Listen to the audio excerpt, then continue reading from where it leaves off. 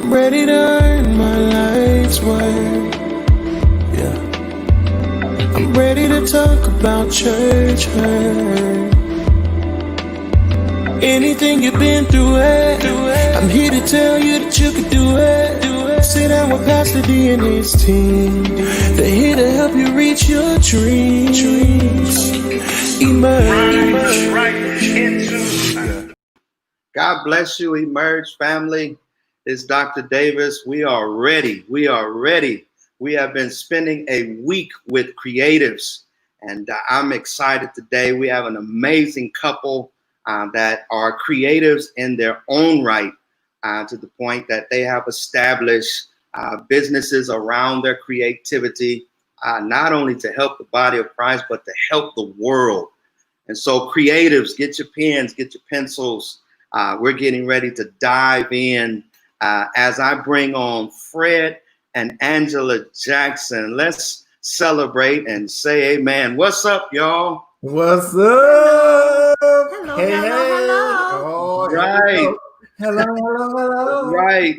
I'm so excited to have y'all today. Thank y'all for coming on Emerge Live. We're dealing this week with a week with creatives, and I couldn't think of a better couple to bring on. F&A Concepts. You got it right. Hallelujah. Yes. Just an amazing opportunity that you all have. Just tell us a little bit about F&A, and then I have some questions, and we're gonna dive right in. Well, just I guess history-wise, we started back in 2009, and just it like was earlier than that, but it might be earlier, but I won't say official when we really got going. And we ran a couple of different businesses. We just like somebody else we know. We ran a bunch of different businesses and was trying to find our niche. Right. And I'll say, since we've been a part of Blessed Faith, and we were able to see all of the great entrepreneurs that were in the ministry, because we had kind of put it away for a minute, and we were more focused on our careers with the state of California. But we knew that we had something, because we knew, based on our spiritual gifts, that we had something that we could give to the world. And at the same way, yes, it would benefit us. We get that. So after this year, we decided to relaunch. yes. Right. Relaunch is good. Let me tell you, because sometimes you launch, you learn. People call them false launch or failed launch, but the truth of the matter is, you launch and you learn. Yeah. And some of those lessons are expensive. But I like what you said. You were focused on your career, but you realized you had something greater. And it is those prophetic ministries that are being birthed out of people. And I say prophetic because anytime it's going to help somebody else, it comes from the bosom of God. So let's get into this. What do you feel is your strongest expression of your gifting? You want to go first? Well, actually, we both really, really enjoy helping people. So the gift of helps is definitely very strong and prevalent in our lives. And to see someone's idea fulfilled, or to see someone happy about something that we've helped them with, that just gives us so much joy. So the strongest expression is definitely the gift of helps. Yeah, and I'll say I feel like we learned that way back early on. We're coming up on, let me make sure I say it right. Let's see. Don't get in trouble. Don't get in trouble. I always get, because it's 30 years with, I have 30 years coming in December with the state. So I always, it's three back. So we've hit 27 years. Okay, he got that right. And we'll be swinging 28. around to 28. But early on in working together in ministry, because that was kind of an interesting thing too, is we seem to always be helping people. We always seem to be encouraging people. Yes. And it's interesting that the business that we're doing now kind of still reflects that in helping people get to their destiny. Right. And that help, we know in helping others, it helps us as well. Not that we're looking for that, but we love to see others do well. We love to see others, are prosperous and go out and they're doing great things, because I can say, I'm proud that we were able to be instrumental in some type of way, for their success. So that's what makes us happy, and that's what brings us joy. Yes. I think too, a lot of times the gift of helps is one of those gifts that is literally ignored a lot because you're literally helping from a skill set that either you all have learned or have become natural.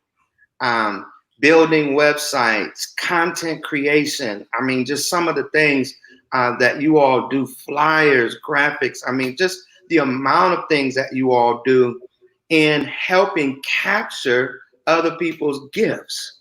Yeah. Mm-hmm. I mean, if you don't communicate that as the gift of helps, I don't know what it is, because even though you have a vision and your company and your business, you are still interested in helping develop others and allow their vision and gift to come forward.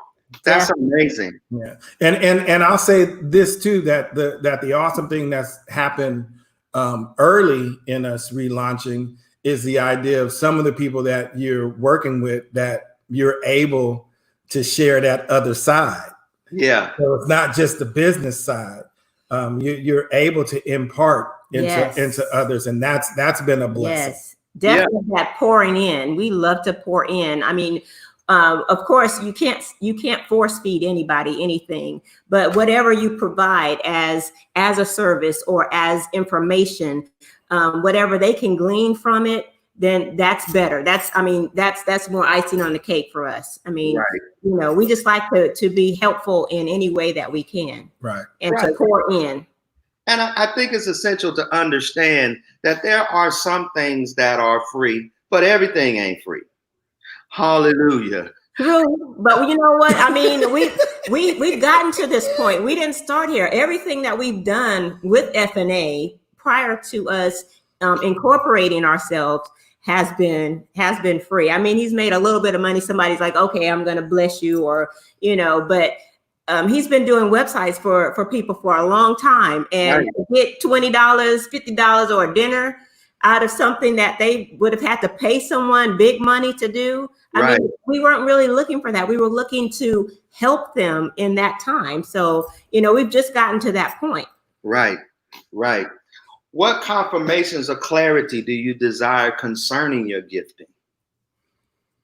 Well, because we have with the name of our company is Fred and Angela, or FNA Concepts. We have a concept, but then when we're helping other people, we try to bring their concept to life. So of course we want clarity in our discernment, so that we could see more deeply what they're trying to convey and what they want to see for their business or for their life going forward. So that discernment is definitely something that we desire more clarity in, and we seek God for what he has for us, what he wants to say through us, what he wants us to listen for. I mean, we definitely want to make sure that we're hearing from God when we are helping others.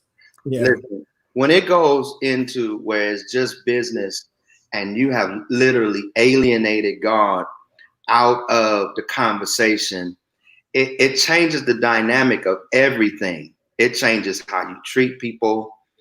It changes how you respond. It may even change how you charge when you take God out. And in order to be able to build somebody's vision, I think discernment is everything. Yeah. Mm-hmm. Because you don't want to just take a template and slap it on somebody. It's Y'all so know, personal. oh my God, It's you so know, personal. sometimes templates work, but for the majority of the time, templates don't fit the vision Right.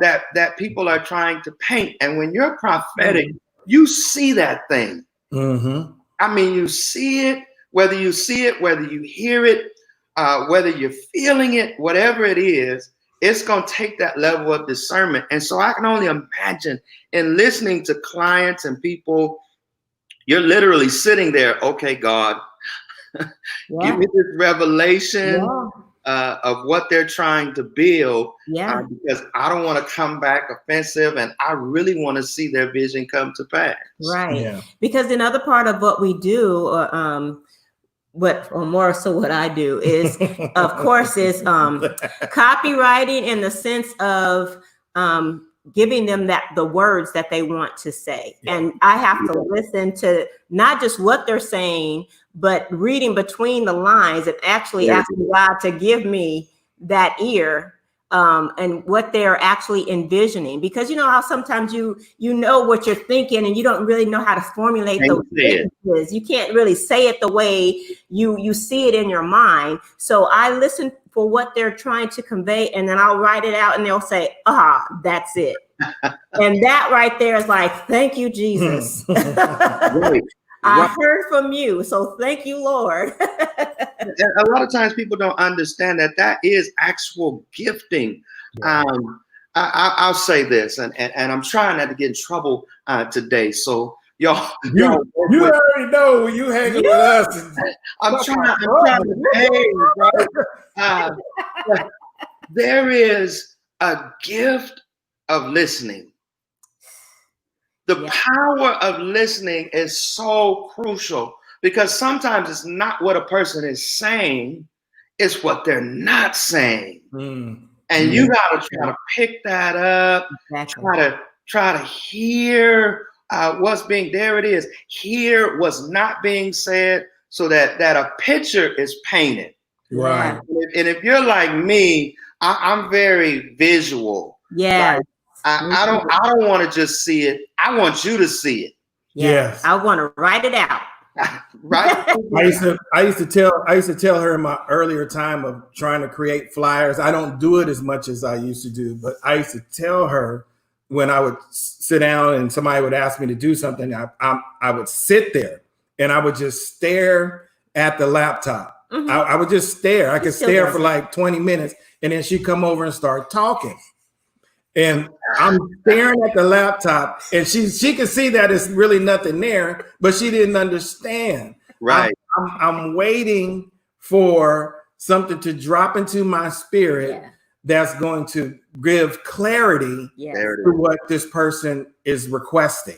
So you gotta wait, and you gotta allow God to speak to you, to give you what it is to give to that person. Some of us rush stuff and then we get it all wrong. Causes rework.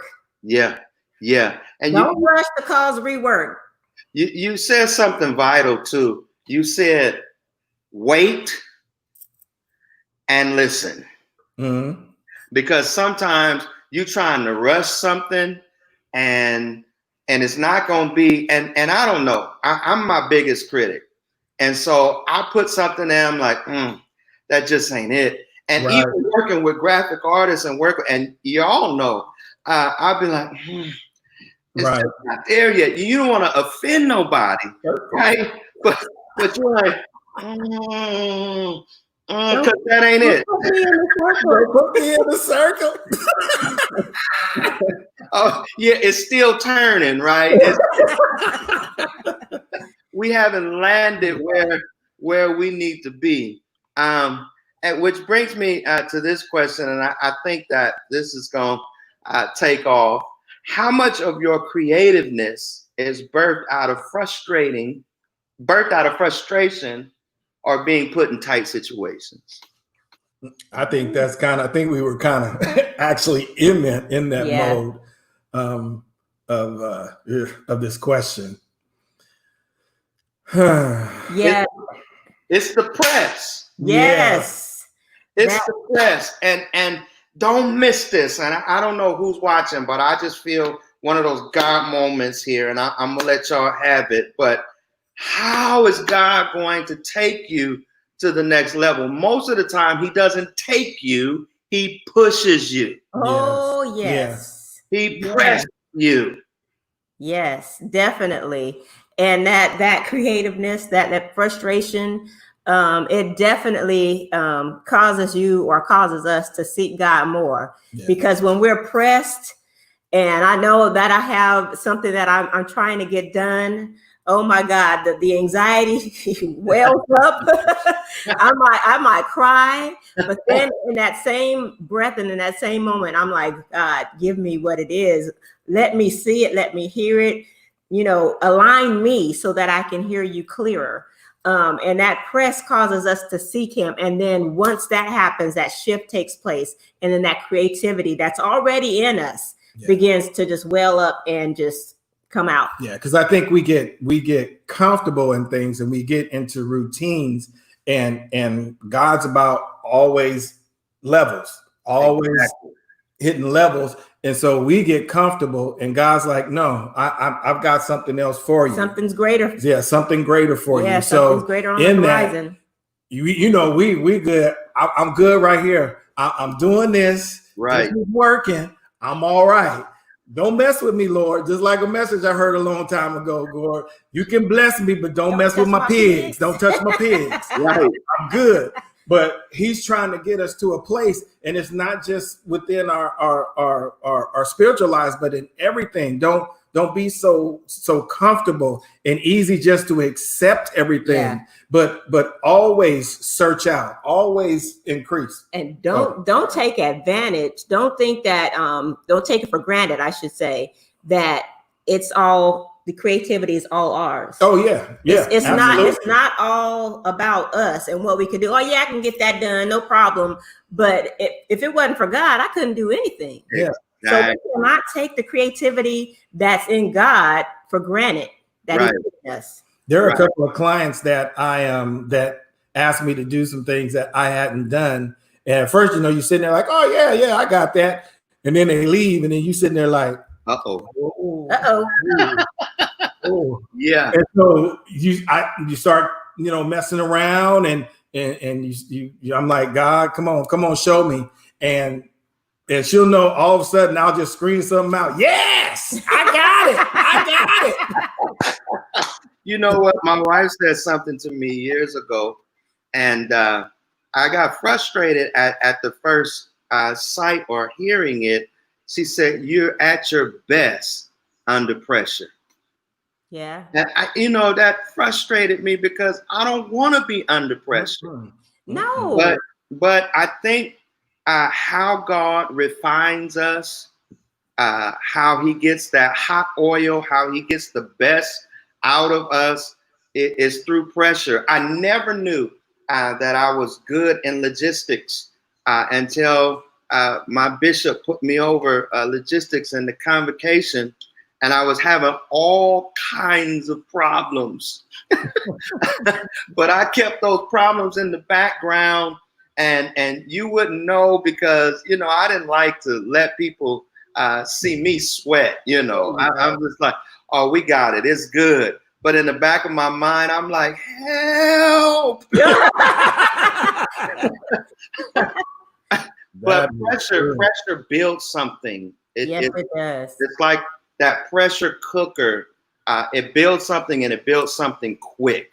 Character, and just imagine the olive. They don't want to be pressed, but the best part about the olive is after it's pressed, you get that oil. Yeah. Right. That you can do so many things with. Yeah. It has more than one use. And that's the same with us. When we're under that pressure and being in those tight situations, we have more than one use once that oil is squeezed out of us. It can be spread so many different ways. Right. All right, here it is. I call this round fast money. There we go. I throw a thought at you, and y'all give me the authentic you. This ain't a clean moment. All right, here we go. Y'all ready? Criticism versus creativity. Negative criticism, keep that to yourself. Don't want it. Constructive criticism, give it all to me. Want to be our best. Help me build. Help Yeah. me be better. I want to see my best me. Yeah. So yeah, save the drama. Save that negative criticism for somebody else. Who cares? Well, we kind of on the same page of that. I've always said, even throughout my state career, I've told managers and supervisors, I don't have a problem with criticism because I want to grow. Yes. I want to be my best that I can be. And Right. I know it's versus creativity, but I believe that helps you to be creative in the position where you are. Yes. And Right. so now that we're doing this in our personal business, we have to do that with one another sometimes. Yeah. I mean, because like he'll design something, and I'm like, oh, it looks good, but consider this. Right. Boy, that looked like some trash. Try that over, because that'll just tear him all the way down. He would not receive that.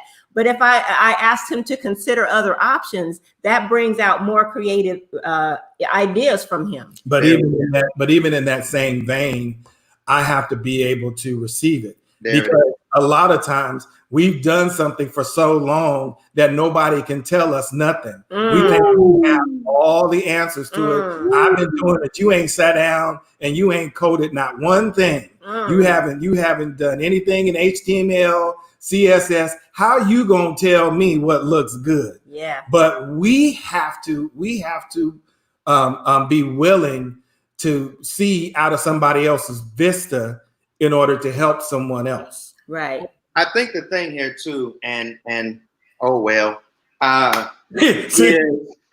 is criticism, if not handled properly through wisdom, kills creativity. Oh, yes. Yes, sir. That's why I said I don't want it. I don't want that negative stuff because it will shut me down and I won't even do anything. I would just everything is just blocked. Right. And we talk about them, vision killers or whatever the case may be. But there are some people that are just so critical that to the point that you don't even want to share an idea with them. And you know who they are because you'll share an idea and you'll start getting them faces like, you smell something? What's up? Why is that face? Why is that face like that? And if we're not careful, even in our everyday conversation and activity with friends, we want to be careful how we criticize, how we move in wisdom. And Angela, I think you said something that I use quite often. It's these simple words. Have you considered? Yeah. Have you thought about? What about? Yeah. Or here's another, and my energy. I have to gauge my energy, that my energy is not low, that I'm not coming in very monotone, but how we say, keep that same energy. Yeah. Same energy. If you're gonna help me by bringing in critique, right? Yeah. Right. Then critique ought to be followed with ideology. Yeah. With ingenuity.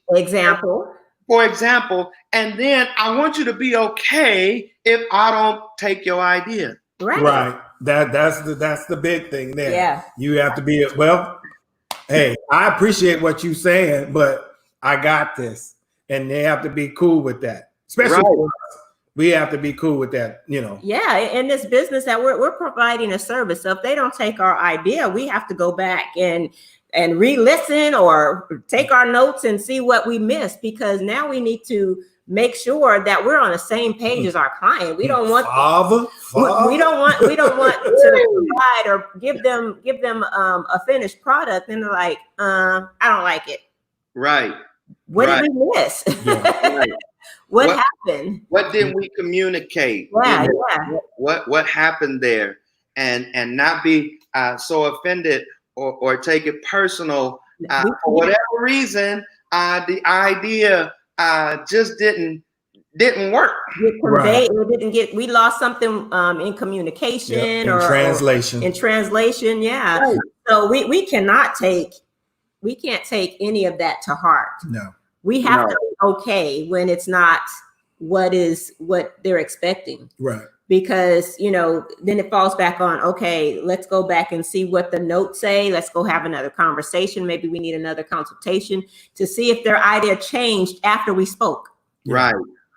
Right. It's definitely okay. We cannot have thin skin in our type of arena in providing service. I used to be one. We're almost to our last question here. I used to be one. I used to get offended when people didn't use my ideas.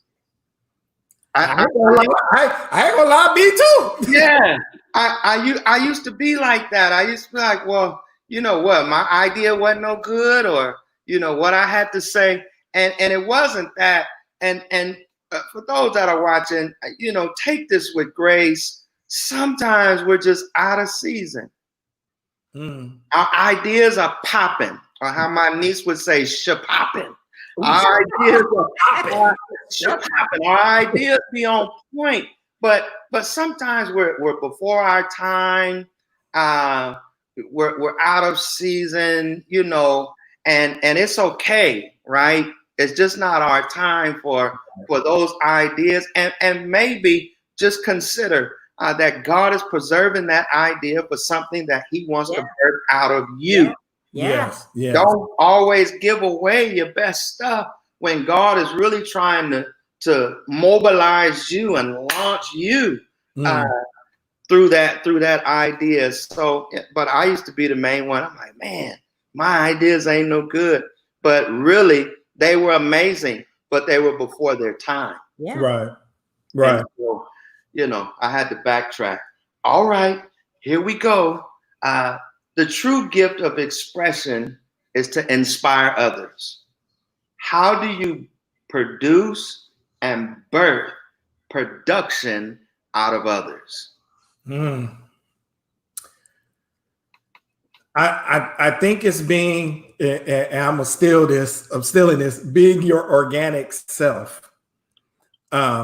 You have to be original.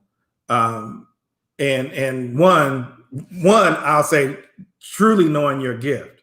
Mm-hmm. You can't be confused about that. You got to know your gift, because then it's going to show you how you can increase things in other folks. Mm-hmm. And I'll just say it like this: since we know that that's one of our gifts of being helps, then we know that we're always available to folks. We always try to bring out the best out of others. We try to always corral people together to stay, to stay in something. Because, in some of the things that we do in business and church and all that stuff, it only takes one thing and people are already ready to go. They're ready to run out the building. So if you know what your true calling is, then it draws you, and I'll just use ours with help. It draws you to keep people knit together, to be the bridge, to draw people in and keep people together. Mm-hmm. Right. And for me, I'm a little bit more methodical and systematic and analytical. I mean, he's analytical too, but I mean, let me hear this one. Go ahead. I like to see where people are and where they're trying to go. Okay. So, and then we map out what it takes to get to that destination that you're trying to get to. So we have the beginning and we have the desired end. So what are we going to do? Because like I've said before, you eat an elephant one bite at a time. So right. You do little things in between to get to that destination that you want to go. So in inspiring and producing production out of others, we tackle those many goals and celebrate those many goals along the way, so that it gives them some excitement, so that, oh, I'm getting it. I'm getting it done. I'm doing it. so that they have something to look forward to. So I'm a charter. Just let's chart this out. Let's write this out. I'm a perfect believer of write the vision and make it plain so we can run. So as soon as we write it out, I'm running, because I know what my goals are in between, so that once I get to this goal, I'm like, yes, I'm on track. I did it. And then I got my next goal that I'm headed towards. So that's what I like to do. I like to check stuff off my list. People are adamant about seeing progress. Yes. And when you see progress, and this is what I'm hearing, when you see progress, it inspires. Yes. It produces another level of progress. Yes. When you're stagnant, you're not going to be more apt to produce, because you're staying the same. You don't see any growth. What am I doing? Where am I going? I don't understand. You kind of get lost in that system. But once you have those goals that you can meet, and you see that first thing checked off your list, oh, okay, I have some movement. And even though you have your desired end, there's even more to go after that or beyond that. Right. So, here's one of the things, and we're almost out of time. It always gets good at the end, but check this out. In order to move people from point A to point B, I always say there's homework. Oh, yes. Right. And as a creative myself, it's hard to move people when they don't move. Right. Yeah. Listen, you didn't do the homework. You didn't do what was asked of you, what was required of you. And so now you want me to work magic, but you didn't do, and then get offended if I move on. Yeah. Well, if I'm not the one, and here it is, if I'm not the one to inspire you to at least complete task number one, like what is it? Am I not building the system right?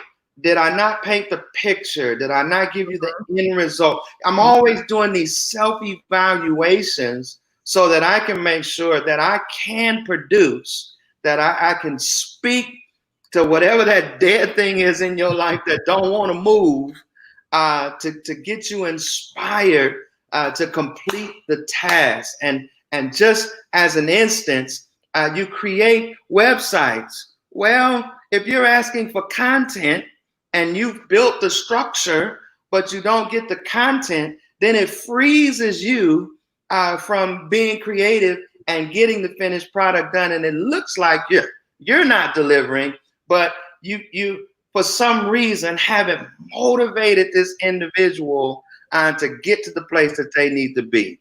Yeah. Help us, Jesus. Yeah. Help And us. we have to definitely help people be accountable. Yeah. For what their part in the whole system is, their whole part, because like you said, we can only do so much. We can lay it out. We can show you the steps and the progression all day. But if you're not accountable to check in or to see how they are progressing in that journey, then you might as well just let them alone.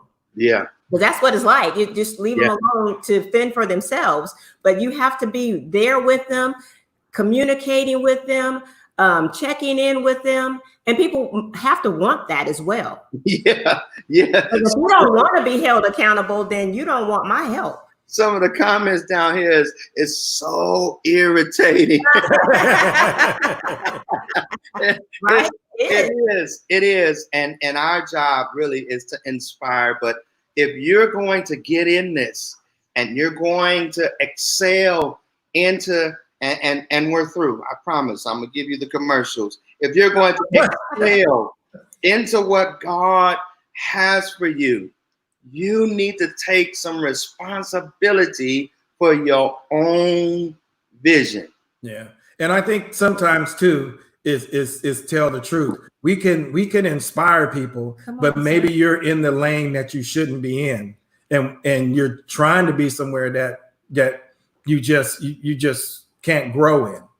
And so we need to, in that sense, be able to say it in a way that will, not crush someone, but just let them know this may not be your area where you're trying to go. Yeah, great idea, but an idea you probably need to give away. Woo!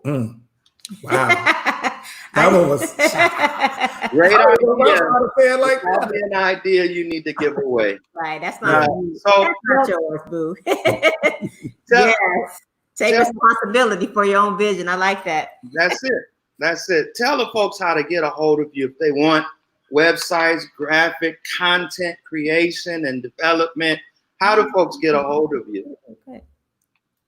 Well, you can reach us on social media. We are both on Instagram and Facebook. Facebook is Fred and Angela. Well, it's FA Concepts LLC for both of them. For both, okay. Yeah. And then our email address is faconcepts27@gmail.com. So that's faconcepts27@gmail.com. That's how you can reach us for now. Our website, Mr. Website here, is doing some fancy stuff to our website. So it should be up and running really soon. We just did all of our photo and got our graphics and stuff together. So we'll be launching that out and putting that on our Facebook page for you to contact us via our website. And actually that website will be the same. www.faconceptsllc.com. There it is. I knew it was coming. I didn't say the other one. You want to tell that side? Well, he only got a few minutes. You want to tell that side too? we got we trying to do multiple streams of income. Yes, we are. There it is. This last comment here speaks volumes to me. It says, Pastor says, I think your services would be better utilized over here. That sounds like the Lord has need of you. That's the Lord has need of thee. But over there. Praise the Lord. It's been real, y'all. I definitely appreciate y'all. I'll see you backstage in just a second. Sorry if we made you run over. Yeah, apologize. I appreciate y'all. F&A Concepts coming to a city near you. You will hear more for them soon. Y'all hang out backstage. I'll be right there. I wanna holler at you. Okay. Listen, y'all. We have had an amazing show today. I'm just flat out excited about what God is doing in the kingdom with creatives and everything that is happening. Amazing conversation today. We celebrate Fred and Angela Jackson for coming on. Tomorrow, you do not want to miss Emerge Live Network Masterclass. Emerge Live Network Masterclass at 3:00. There is a flyer there on the screen. Pierre Robinson, Apostle Pierre Robinson, will be with us on tomorrow, who is an amazing creative in theater and arts. I promise you, you do not want to miss this master's class live on Facebook, 3 p.m. We will be live with Apostle Pierre Robinson, and he's going to break down some amazing things concerning the arts, theater, and some of the interesting gifts that are centered around the arts. So join us tomorrow. Again, thank you to Fred and Angela. Go to the website. It's on the screen there, www.emergelive.network. You can get your free consultation, 15 minutes, so that we can figure out what God has for you and then move you to other things that the Lord may have. I love you. I'll see you tomorrow, 3 p.m., Emerge Live Network for our master's class. Be there.